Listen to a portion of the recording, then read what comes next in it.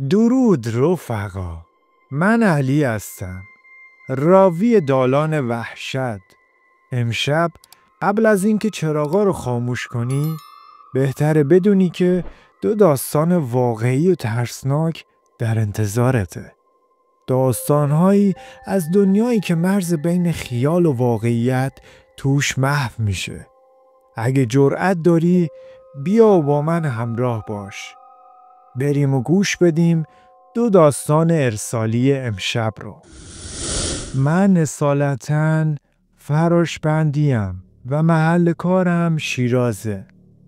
2-3 ماهی نیست که استخدام یه شرکت داخل شرک صنعتی شدم.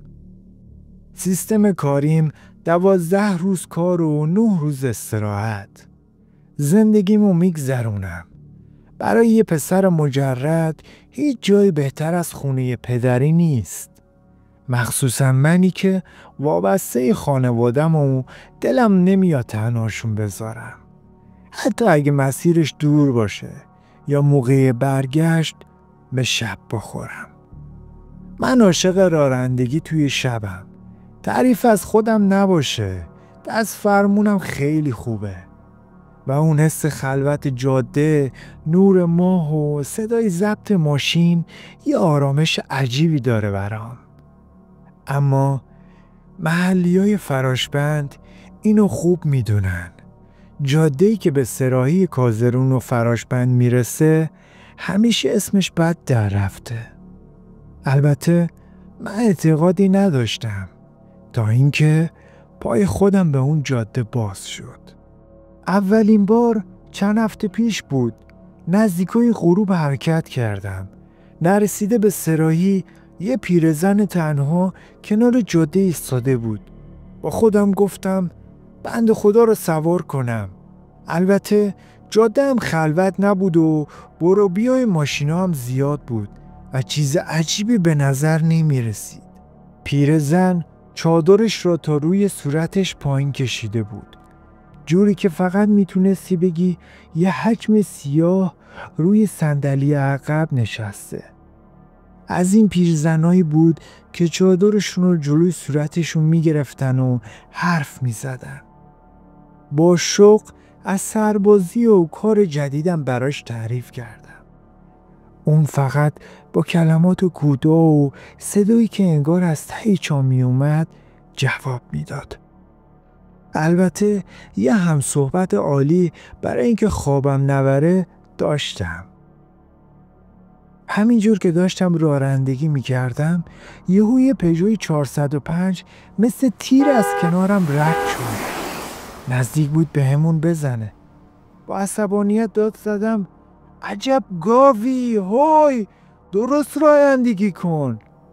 بدون اینکه نگاه کنم برگشتم گفتم مادر معذرت میخوام بابت این حرفم. اما وقتی توی آینه نگاه کردم صندلی عقب خالی بود. پیرزن اونجا نبود. انگار هیچ وقت کسی اونجا نبوده. زدم کنار. بدنم یخ کرده بود. آخه کی پیاده شد؟ چطور ممکنه؟ تو اون سرعت؟ بعید میدونم. اونجا بود که برای اولین بار شک جای خودش رو به وحشت داد. استراحتم تموم شد و برگشتم شیراز. اما ترس توی ذهن من مونده بود. دفعه بعد که نوبت مرخصی شد و دوباره شب به سراحی رسیدم، این بار یه مرد ایستاده بود. صورتش عجیب بود. نمیدونم چطور بگم. یه جور انجماد عجیبی توی چهرش بود. به روی خودم نیاوردم و گاز دادم. فقط چند صد متر جلوتر همون مرد دوباره ایستاده بود. با همون چهره عجیب. داشت مستقیم نگام میکرد. ترس تمام وجودم رو گرفته بود. پامو گذاشتم رو گاز و رد شدم. و بعد شنیدم یه نفس سرد انگار یکی دقیقاً پشت گوشم با صدای یواش زمزمه کرد چرا سوارم نکردی؟ تمام بدنم از وحشت خشک شد. زدم کنار، آبی به صورتم زدم و با خودم گفتم خستگیه، توهم زدم حتما. اما ته دلم میدونستم این خستگی نبود. مرخصی بعدی باز هم شب بود. این بار فاجعه کاملا مشخص شد. داشتم تو جاده میرفتم که نور ماشینم افتاد کنار جاده و من یه چیز رو دیدم. یه موجود شبیه چیزی که تو قصه ها بهش میگن کرزنگرو، یه ترکیب غیر طبیعی از گربه و سمور. اون موجود داشت یه چیزی رو میخورد. یه دست انسان. دست واضح بود، مثل دست یه آدم بالغ بود. شوکه شده بودم. گاز دادم و کمی جلوتر همون مرد با لبخند و چشمایی کاملا سفید کنار جاده ایستاده بود. توی دستش یه دست انسان دیگه بود و برام دست تکون میداد. من دیگه کنترلی روی خودم نداشتم. فقط گاز میدادم و توی آینه اون چشمای سفید رو میدیدم. نمیدونستم چطور رسیدم خونه. فقط مادرم رنگ پریدگیمو دید و بهم گفت چی شده مادر؟ من فقط تونستم بگم هیچی و خودمو پرت کردم تو رخت خواب. اون شب خوابم نبرد. من عادت دارم توی تاریکی مطلق بخوابم. یا حس کردم یکی توی اتاقمه. نور ماه افتاده بود و سایه یه نفر روی دیوار اتاق بود. نه خواب بودم و نه بیدار. گیج و ویج بودم. گفتم مامان، بابا، کارم دارین؟ هیچ جوابی نیومد. فقط یه خنده آروم و موزیانه. چشامو مالیدم و دیدم همون مرد با چشمای سفید بالای سرم ایستاده. با صدای لرزون پرسیدم چی میخوای؟ و اون گفت اول تشکر میکنم که مادرم رو رسوندی. دوم کاریت ندارم. فقط میخوام کمی اذیتت کنم. اون گفت ذاتش اینه و از انسانا خوشش نمیاد. من فقط شروع کردم به صلوات فرستادن. بعد از چند دقیقه که چشامو باز کردم دیدم که رفته بود. فقط در اتاقم باز مونده بود. صبح که شد ماجرا رو برای مادرم تعریف کردم. مادرم گفت باید بریم پیش حاجی موسی. حاجی موسی که بانی مسجد محلمونه گفت پسرم، این جن از قبیله‌ای از اجنه به اسم شلبله است. قبیله‌ای که از زمانهای قدیم با انسانها دشمنی دارند و هر چقدر بهشون خوبی کنی بدی میبینی. حاجی یه دعا نوشت و گفت دیگه هیچ وقت به هیچ عنوان شب از اون سرایی نیا. من میتونم حرفای حاجی رو گوش کنم و شبا نرم، اما یه نکته کلیدی تو حرفای اون موجود با چشمای سفید بود که از ذهنم هیچ وقت بیرون نمیره. بهم گفت اول تشکر میکنم که مادرم رو رسوندی. دوم کاریت ندارم. فقط میخوام کمی اذیتت کنم چون ذاتم اینه. اجنه شلبله طبق گفته حاجی موسی قبیله‌ای هستن که از بدی کردن لذت میبرن. این یعنی اونا فقط دنبال جاده و سراحی نیستن. اونا دنبال منن. حالا سوال اینجاست که آیا این موجود این آزار و اذیت رو متوقف میکنه چون من جاده رو تغییر دادم، یا جاده فقط یه زمین بازی بود برای شروع؟ درود رفقا، این اتفاقی که میخوام تعریف کنم کاملا واقعیه و مربوط میشه به زمانی که من دبیرستانی بودم. یعنی حدود 12 سال پیش.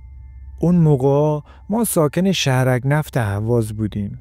زمان ساخت این منطقه به اواسط دهه 40 برمیگرده و خونه ها تقریبا قدیمیه.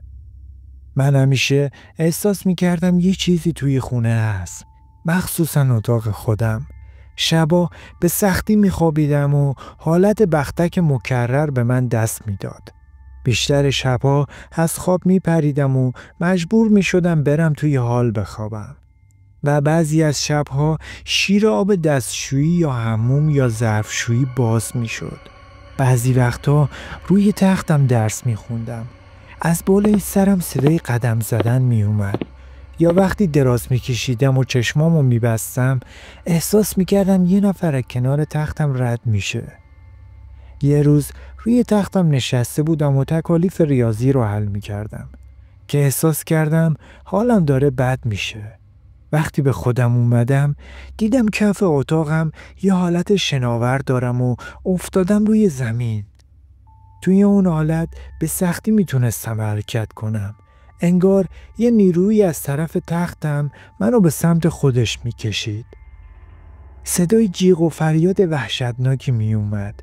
احساس کردم یه نفر کنار در اتاق ایستاده و به سختی سرمو چرخوندم تا ببینمش. یه شخص کاملا سفید پوش بود.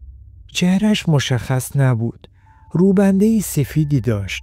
از ترس چشمامو بستم و همون لحظه برگشتم به حالت عادی و برای چند ثانیه یه سرگیجه عجیبی داشتم.